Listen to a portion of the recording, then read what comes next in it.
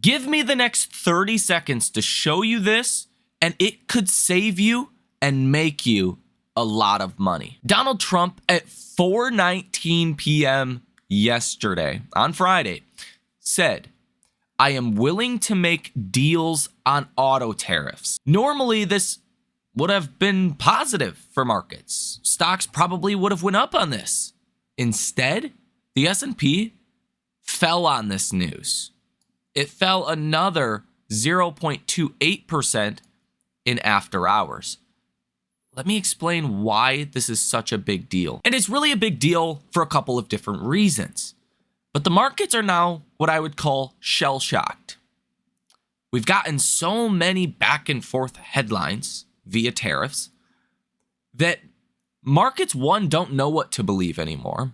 But number two, and most importantly, is the damage already done to the economy? I think the sell-off that we seen yesterday on Friday with the S&P down 2%, down another third of 1% in after hours, was because of economic weakness, not because of any, again, tariff headlines. Personal spending was revised even lower. It was negative 0.2% for last month. It was revised to negative 0.3%. And personal spending came in at 0.4% for February, which was lower than the estimated 0.5%. What that did is plummet your estimates for Q1 GDP. Not just the Atlanta Fed number, which is negative 2.8%. Forget that number. They have an alternative model forecast, which excludes gold imports, which for whatever reason were really big in Q1, that is coming in at negative 0.5% for GDP. With personal spending being 70+% of GDP of the economy, this data on Friday with personal spending really was the nail in the coffin for markets in terms of this recession risk. There's been people debating this about, are we going into a recession? Have recession, odds climbed? Now you have to say that they have. So unfortunately, heading into this upcoming week, there is a big problem. The big problem is we're not really going to react to the tariff headlines like we have before. Now, if there's like an end to the tariffs, then obviously we would react to that probably positively. But I think the markets are concluding that the damage is done. Now, Donald Trump also said Friday in that same statement, he said he's willing to make deals on autos, said that pharmaceutical tariffs are coming. And on April 2nd, which is this upcoming Wednesday, we have Reciprocal Tariff Day. Whether it's bigger or smaller than expected, I don't even think it matters anymore from the market's perspective. I think it's all about the economy and what earnings are going to look like. And I think Wall Street is saying earnings are going to be bad. Now, before we go ahead and get into all of the upcoming catalyst for this week, let me tell you now, it's going to be a bit of a shit show. But between reciprocal tariffs on, Wednesday, a speech from Fed Jerome Powell, unemployment rate, non-farm payrolls, ISM services and manufacturing, and JOLTS job openings, blah, blah, blah. So many different things that I don't even think April 2nd is important. Now, and I will tell you, just looking at the markets from a face value perspective, we've done calculations like this before. But during an average recession, excluding 08 and 09, where there was massive losses in the banking sector, which really just killed the overall EPS number for the S&P, during an average recession, again, excluding 08, 09, you have an EPS contraction of about 15%. That means, like right now, Wall Street's expecting like $270 of EPS this year. If we actually got an EPS contraction of 15%, that would only be $201 of EPS this year for the SPY, which, given a slowing consumer, tariffs could be realistic. Now, if you put an 18 times multiple on that, which is generous, The low recession, multiple, kind of the worst case scenario is like 13 on the SPY historically. Middle's around 15, and the higher end range for a recession multiple is 17. So I'm giving this an 18 times multiple. That would be 3,618 on the SPX, the S&P 500. On the SPY, that's about 361. Take a guess what 361 would be in terms of downside. Yeah. If you guessed 35%, you're right. 35% additional downside from here. That would put you a little bit higher than your lows of 2022, but right around that low range of 2022. That is the kind of downside that we could be looking at this year. Now, I don't think it's all going to happen at once. Clearly, look at what just recently happened. Markets bounced because we fell a lot and got oversold. You've rallied a bit, couple percentage points from the bottom, because the RSI was oversold. Now you're heading down again, but the RSI doesn't keep pace. Okay, the S&P, the SPY, if you will, is almost at a new low for 2025. The RSI is still at 38. So what could happen this upcoming week, especially if the data is bad, you could hit a new low with the RSI that doesn't hit a new low. So give you room to break through and form a new low on markets. So you've reset your technical indicators. You've also reset volatility indicators like the VIX. The VIX sure was up about 16% on Friday, but that's nothing. The VIX is at 22. You were just at 29, like, a couple days ago, it feels like. And 22 on the VIX is where you were. You were higher on October 31st, 2024. You were higher on October 7th, 2024. And you were right at around 22 on September 6th of 2024. Like, there's no fear out there. There's none. There's no fear. Any correction we've ever seen, really ever before, you get a fear moment, a capitulation moment, where people just throw in the towel, they rush into puts, they're like, screw this, we can't take more of this pain. That we just haven't seen that. That suggests to me, mixed with technical indicators like the RSI, suggests we're likely due for even more downside. Now, again, I don't really think it's the tariff headlines that are going to cause the downside at this point. I think the damage is already done in that regards. And I think the markets kind of prove that with what Trump said in after hours on Friday and how the markets still sold off. It's all about the economy at this point. And in terms of economic data, it could be a bit of a shit show coming next week. Even then, next week, you will have some economic data. Soft data on Monday includes Chicago PMI, Dallas Fed manufacturing, a bunch of agricultural products, prospective plantings, which can kind of be weird for food inflation, right? That kind of has to do with weather as well. ISM manufacturing PMIs on Tuesday, JOLTS job openings on Tuesday. That is hard data. That's huge, important data. On Wednesday, Reciprocal Tariff Day, you really don't have anything. You do have the ADP employment change. You're actually expecting a good number there, which, is going to be surprising. That's not my expectations, but we'll see. On Thursday, you have exports, imports, and initial jobless claims. You have ISM services, PMIs. And on Friday, you have non-farm payrolls and the unemployment rate. You're expecting the unemployment rate is going to move up to 4.2%, and non-farm payrolls are going to come in anywhere between 80,000 and 128,000. And if there was a month to miss, to have a bad number, it could be the March month. Because I think payrolls just work with a lag, like a really big lag. One, you don't have many businesses that actually report what they're doing. So, by the time we're actually getting bad jobs reports. Like, we could have seen a bad labor market for months. Like, for this March data, you're probably getting like actual numbers for January and February. So again, it's one of those real lagging indicators, in my opinion, but you could start to see some weakness here in this report. Now, on Friday, you also have a speech from Fed Jerome Powell. And what's fascinating about markets recently is we've gotten a lot of regional Fed speakers, but the markets don't care about them.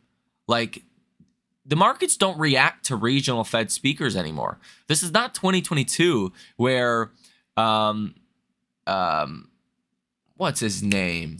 The guy that would come out and talk about 6-7% interest rates and markets would crash on it. Fed Bullard. Yeah, you guys remember him? He stepped down from the Fed. His term expired or whatever. But it's not that market anymore. Like, we don't care about regional guys. We only care really about what Fed Powell has to say. And his speech on Friday, it's going to be fascinating, given all of the data that we're going to have this week, reciprocal tariffs, and specifically with Tesla as well, delivery numbers on April 2nd. You do have some earnings coming next week, but again, earnings season for Q4 is pretty much over with. Bad news is, I guess, for some, is earnings season is going to be starting up again here over the next couple of weeks. You're going to start off with banks like Netflix and get into some of your tech names by the end of April. Now, Monday and after hours, you have PVH, luxury retail, clothing brand. That could be important for higher income consumers, because the reality is lower middle income consumers have been in a recession for a long time. But now I have a nasty feeling that it's the top 10% of income earners that are starting to feel the squeeze from tariffs, from the negative wealth effect, from stocks falling, from real estate that continues to be just bogged down, and there's just not a lot of transactions taking place. Okay, so I think the higher income consumers, the top 10% of income earners that account for 50% of all consumer spending, are starting to feel the pressure.